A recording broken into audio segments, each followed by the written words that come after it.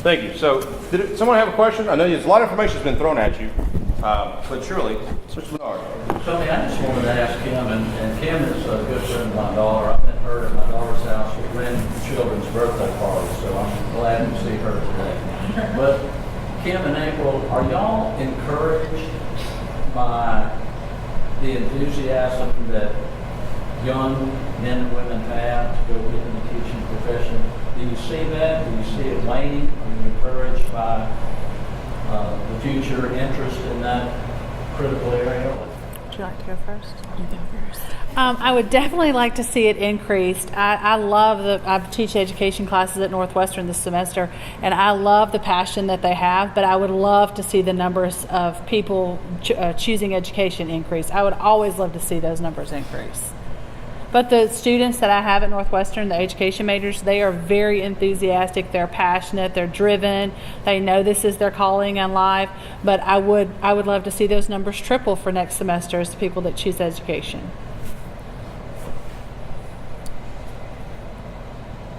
I'm always very well aware of like my pocket of the universe, and that it's not everywhere's universe, but it's definitely not lost in me. So I'm at a high school, and like career day, it's interesting, and we lose sight of that as teachers too, because whenever we're in the class, thinking outside or above our school level is sometimes really hard.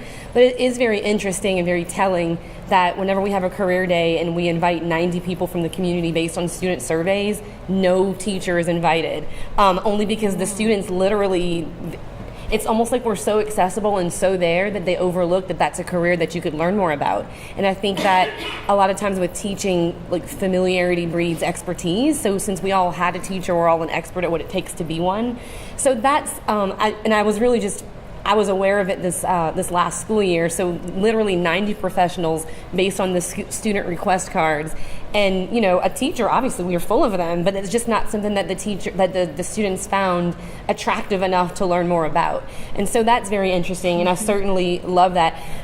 Now, at least in my school, in my pocket, it's pretty cool. I mean, obviously with Dream Teachers and the Department of Education, the way that teaching's been elevated just in my area, it's pretty amazing that on the same field as what the students idolize, even though statistically impossible that they'll become a part of that field one day, they saw a teacher this year elevated, and every single year a teacher's on the very same field as like their heroes. And so there's that chance that in the excitement, and now the students are engaging me more in talking about teaching, but I think it's sometimes lost in them, and it's just not, because there's so many other careers, and I think sometimes because as a community we don't necessarily elevate or promote or encourage that as we should. So that is sometimes very sad to take a look at least again in my little pocket of the universe.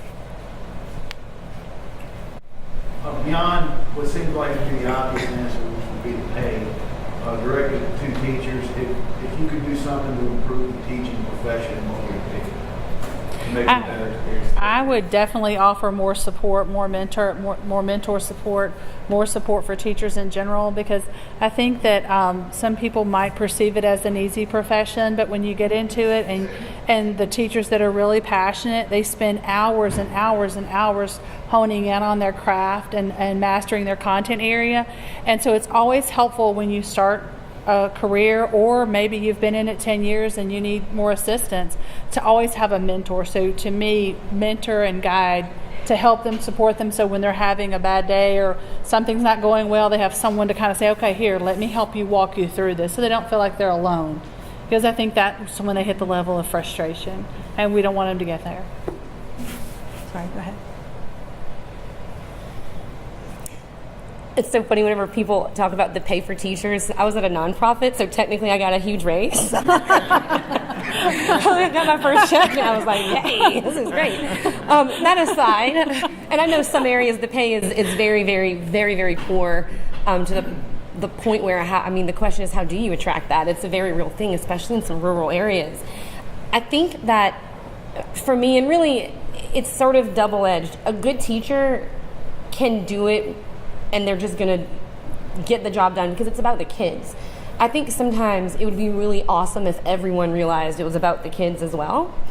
The support, and also sometimes a community can become so divided where I guess there's sort of apathy and a lot of blame that goes around. I know I was at a school that was an F school. It worked its way up to a C, and then it's like I'm an F teacher because I'm at an F school, and that sometimes is very hurtful. But you still fight through it, and you're a part of those changes, and that's very, very good.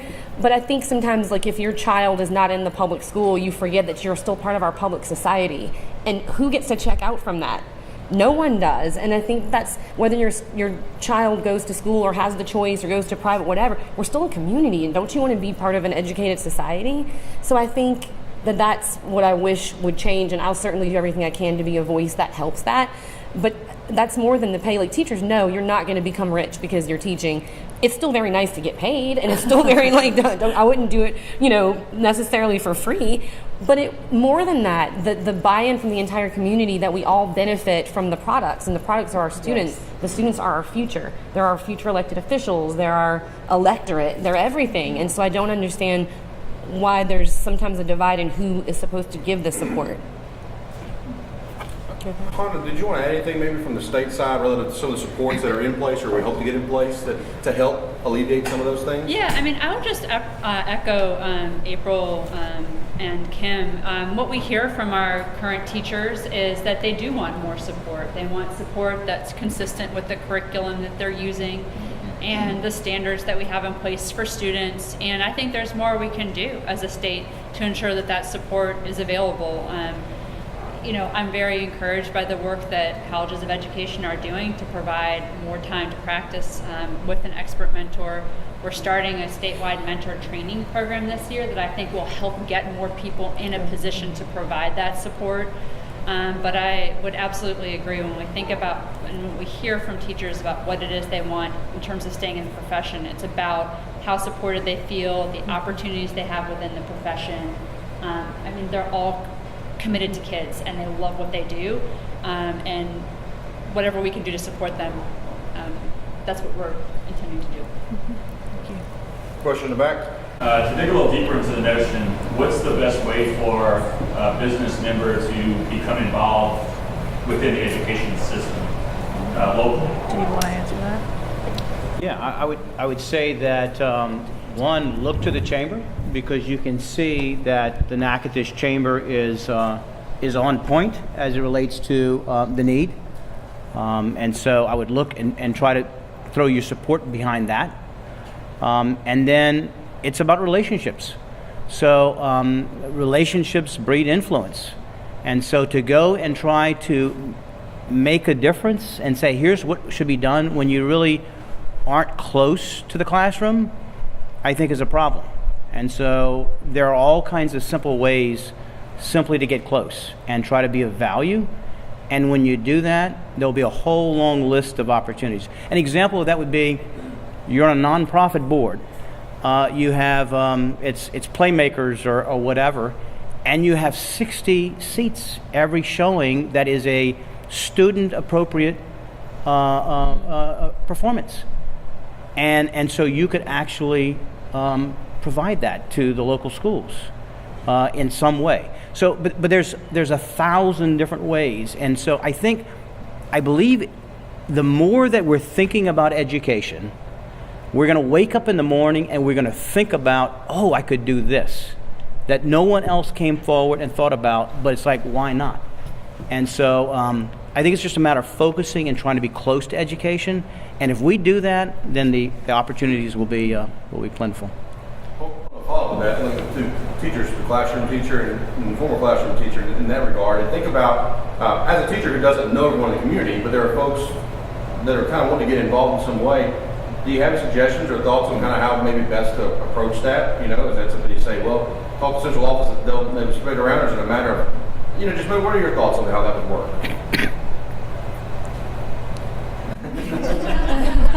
I'll let you go first this time.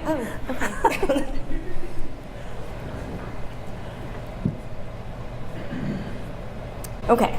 I'm pretty lucky because I came from outside of the profession, in a profession where I had to raise money for my job to be able to sustain the nonprofit. So approaching the community has never been difficult for me, but I know that it is for a lot of teachers because they're really not sure how we receive depending on the community. even within the community that I'm a part of, so in my district, it's just an amazing district. It really, truly is. And I moved from one side to the other at the request of central office. And the support there is very different. It really, really, truly is. And so I think just never underestimating, of course, teachers want your love and anything. It may not even be a material thing. It might just be, like someone was saying earlier, like just kind of walking through the halls. I think it was Ken. And at the school that I'm in, the community is very visible, and that's a beautiful thing because every single student is excited to see someone from their community that comes in and shows they are visibly invested in what happens in their classroom. So even just starting from building those relationships and not necessarily waiting to be asked, because it is very hard for a teacher. I mean, really, and you said that, like if you're married to a teacher, you probably never see your spouse because they're always doing something with the school. So it's not for lack of desire or want, but sometimes like if you really want to be a part of that, just go to the school and just maybe talk to the principal and ask what they may need. And sometimes it's really just sort of an appearance, and it may just be coming to tell the teachers that they're doing a great job, like at a faculty meeting or during Teacher Appreciation Week. So it really doesn't take that much. Teachers will really roll with anything you give, whether it's like a smile or it's a fruit tray. We love fruit. That's great. So it's support doesn't even have to necessarily be this tangible thing. Knowing that you're there and that you're ready at a drop to be visible in the community that's educating people you will hire one day, I think is very powerful.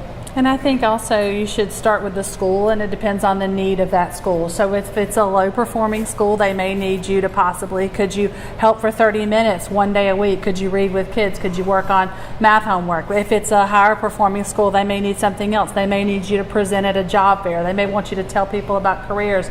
But by you actively participating in the school, they see you there, they know that you value it. It means the world to them, not just the students and the teachers, but the administration as well. Tony, can I just add one thing? Just from a slightly different angle, your local school board and the State Board of Education play a really significant role in the policies that are made around educating students and how money is spent. And you play a big role in understanding whether or not those candidates are curious about the policies that are under consideration, are willing to take the time to understand the nuances of policy decisions and so on. And I think that as a chamber, you have a really important opportunity to understand what it is that these candidates are bringing to the table for your community and for the state. And we're very fortunate to have Tony as a Bessie member who really takes the time to consider issues. And we may not agree on everything. We may agree on most things. Who can tell? But I know that that Tony is someone who takes the time to really think and talk through and understand these issues, and that is what I am looking for in my local board members, and also as a constituent, my state board members as well. Mayor? Probably a twofold question. I've always been amazed that I had 3 grandkids went to the Zachary school system down there. I think they've been the #1 ranked school system in the state for like 11 or 12 years. Is there any common, I hated that they moved out of Zachary, is what I'm saying, and they moved to LA, but is there any common denominator that you see for a school system staying that highly ranked for that many years? And the second part is, do y'all see any, this is probably the two of y'all on the right, maybe the answer this a little better, is any school systems really moving up the rankings of their school district, and how are they doing it? Do y'all see any correlation of what having success in keeping it and people that are moving up the ranks? Because obviously, as active parents, we would love to move ourselves up, so we're trying to learn from others. So the big shift occurring in our state right now is going from holding the bar at basic to holding the bar at mastery. And mastery is the bar that's held most commonly in states across the nation. So we're moving the bar up so that it's more consistent with what's expected in other states and internationally, so that our students are more competitive. And what we see, and there are school systems that are moving more on an accelerated pace, or sort of are making progress to that bar to a greater extent. And I think what we see are basically 3 things. Number 1, the use of curriculum that's aligned to the standards. It's very basic, but teachers need good tools, good curriculum in order to be successful in their jobs. And that's something that a school system can do. Number 2, to April's point, really high quality professional development and support on the job for teachers.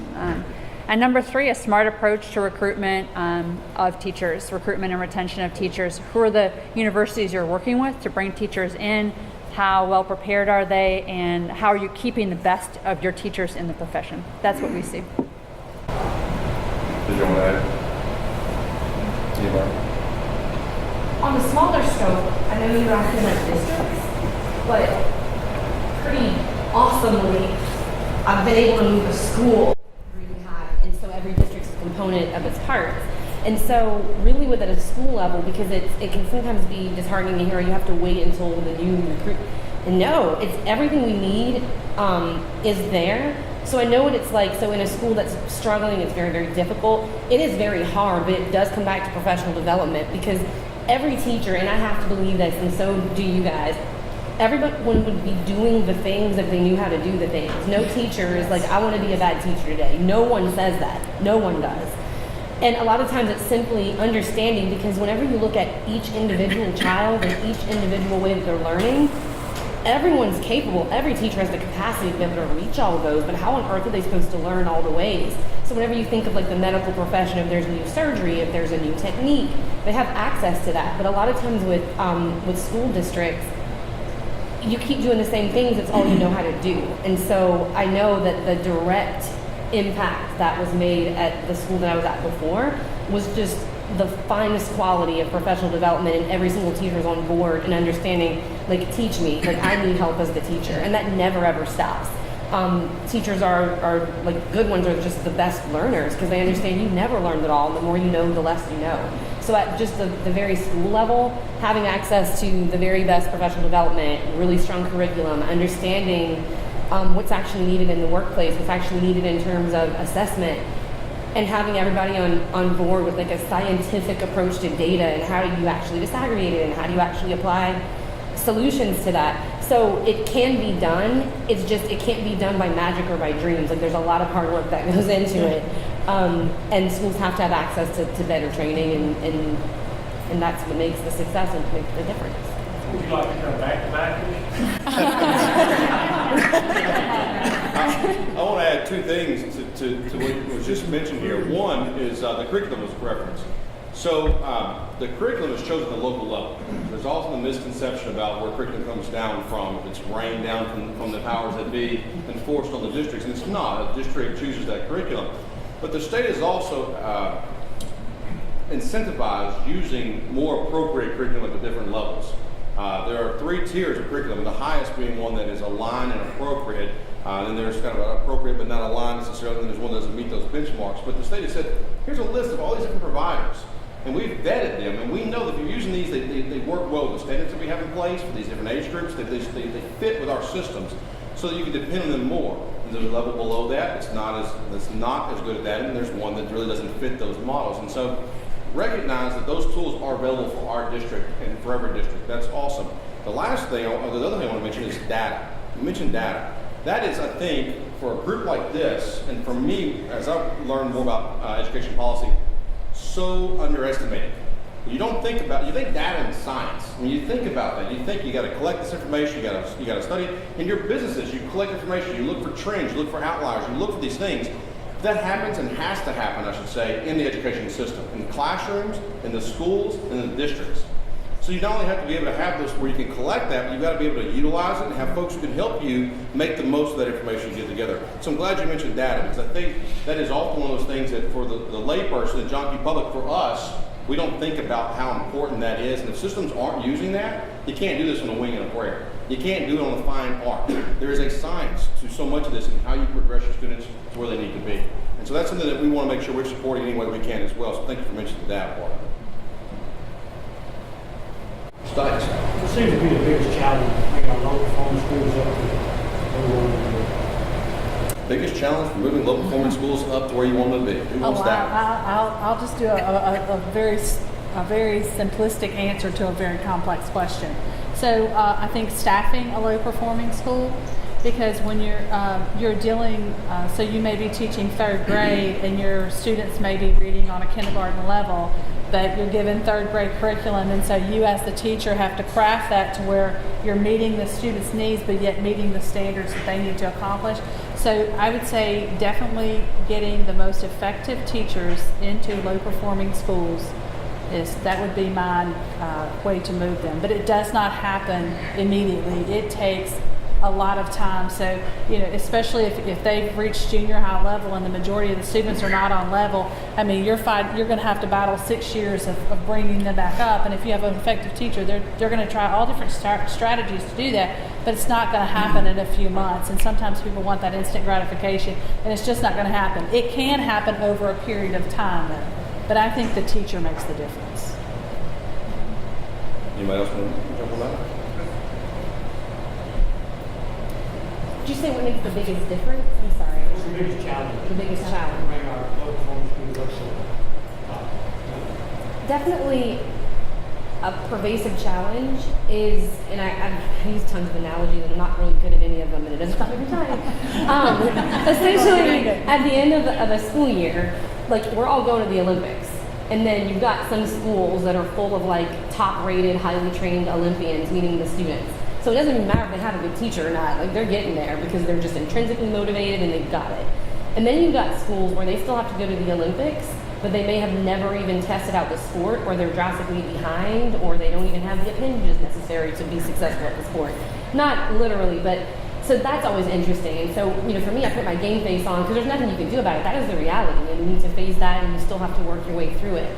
But it's a substantial challenge because the expectations are still there and we want them to be. But it's also understanding that whenever a child, I teach freshmen, I do have some that are reading at a third grade level, and I still need you to read Shakespeare and Homer, and you're going to. But I also know the training that I've received, and I know that I was just at a point in my life where I was able to go out and get more because I realized there's so much I don't know. Because that's the end of, you're a teacher, but like a history teacher who's trained and their skill set is history or mathematics, maybe the child's not performing because they literally could not read your test. So how at that point do you take this highly trained person who's a specialist in their craft? Oh, you also have to become a specialist in reading because they need to. So it's just, and that's the pull and the attractiveness for many, but that's also reality. And I think that a lot of people maybe didn't know they were signing up for so much more because simply walking in every day is nowhere ever going to be enough. And what it takes to get yourself and to get your students where they need to be, and that's not what you were trained to do, it's a reality. It's a difficulty to say the least. I want to note also that you all are familiar with the scorecards, report cards that schools get, district gets. You've seen those in here and other settings. You're probably not as familiar, I'd be willing to bet, with how those are formulated. But one of the things, a major change in our state is relative to this discussion, and that is we have, for the longest time, given credit, if you use a sports analogy more, you've got to run at a certain speed. If you don't make that speed, you don't get the credit. You didn't do it. But what we've done now is we've given more credit for growth. So we've said, if you're not running, if you're not going to pass that bar at the time that we said you have to pass it, at least if you're getting faster every time, we're going to get some credit for that. You are improving. And so the example of where you're in fifth grade, they come in reading at a second grade level.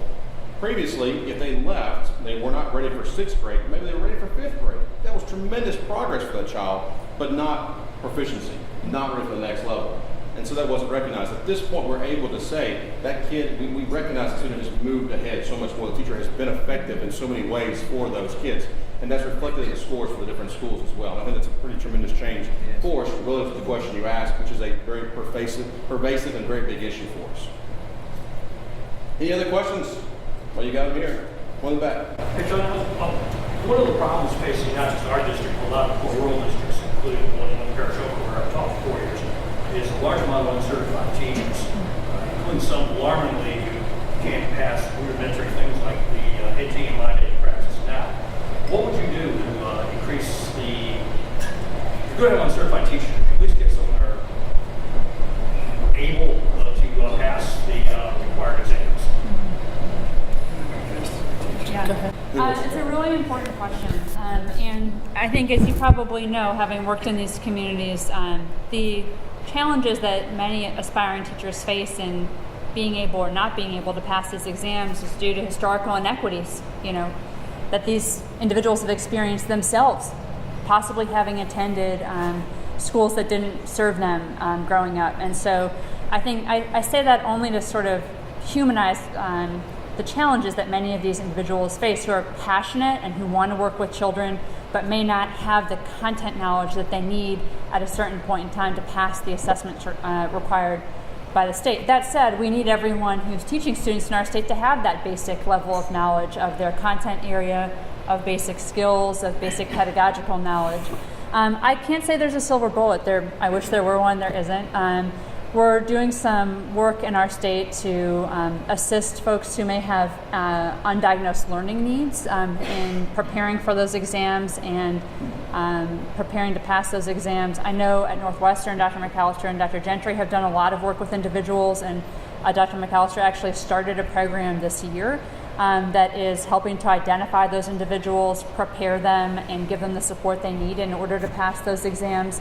And I'm very hopeful that with better education, through K-12, that individuals who are interested in teaching are better prepared for those exams going forward.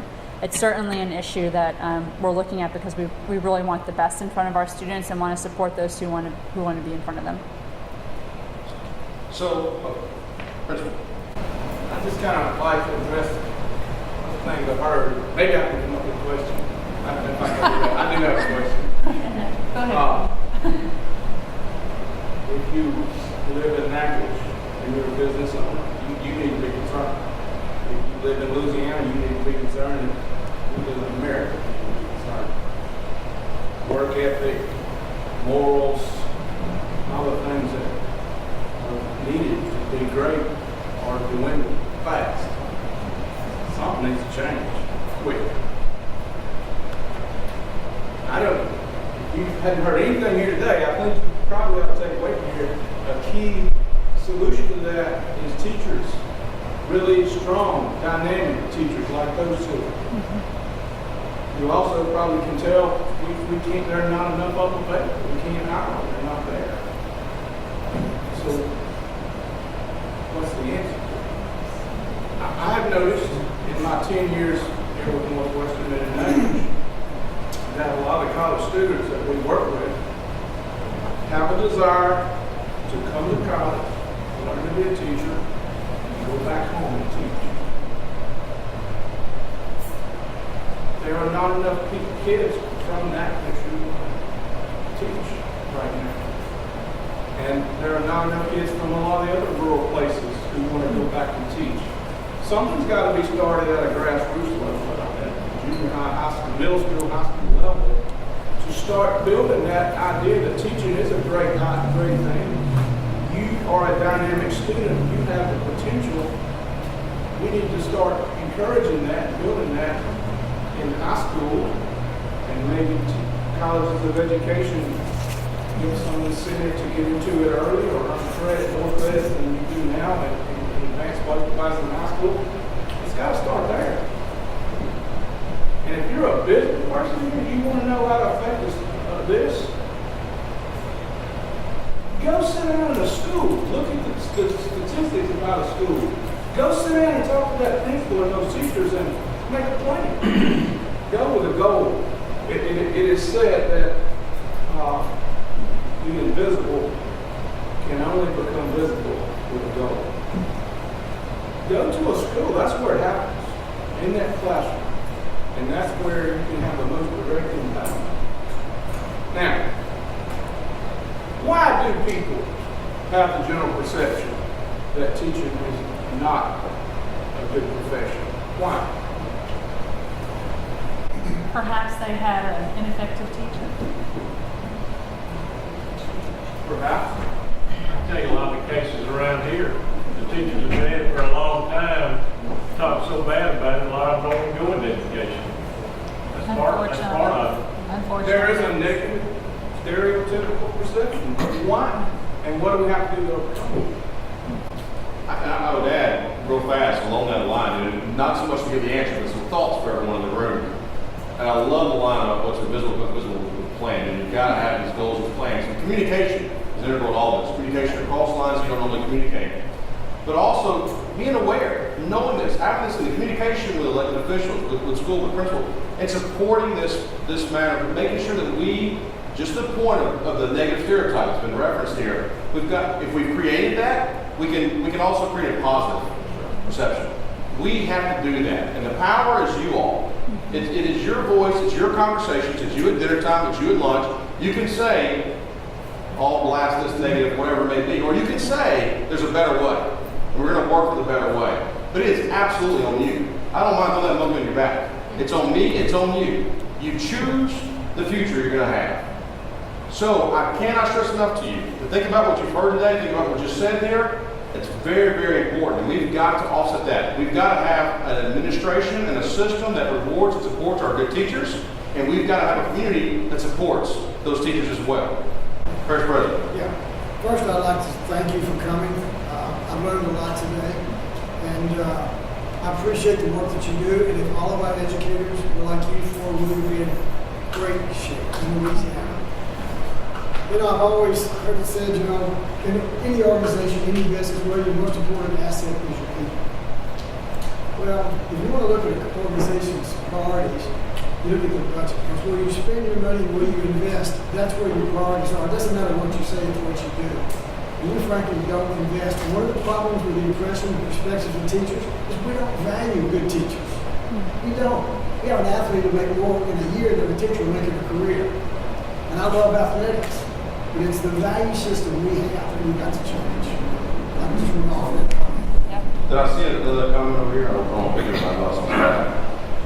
Well, I think you've all got some really good food for thought. And I hope you'll take it with you as you go out in the community, in your companies, your social circles, your families, and think about this.